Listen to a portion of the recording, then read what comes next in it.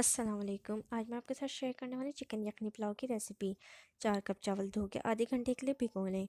एक पैन में 1 kilo chicken, एक प्याज, 2 से 3 लहसुन के जवे, आधे इंच अदरक का एक टुकड़ा, 1 चम्मच सौंफ, 1 चम्मच धनिया, 1 चम्मच जीरा, एक बड़ी इलायची, एक दालचीनी, 3 से 4 लौंग, 3 से 4 साबुत काली मिर्च शामिल करें। 1 लीटर पानी डाल के 15 मिनट के लिए पकाएं। यखनी तैयार होने पर चिकन अलग कर लें। अब एक पतीली में 1 कप तेल, 2 से 3 अदद प्याज बारीक काट के ब्राउन कर लें। 1 चम्मच लहसुन अदरक पिसा हुआ शामिल करें। एक बड़ी इलायची, एक दालचीनी, 3 से 4 लौंग, 3 से 4 साबुत काली मिर्च शामिल करें।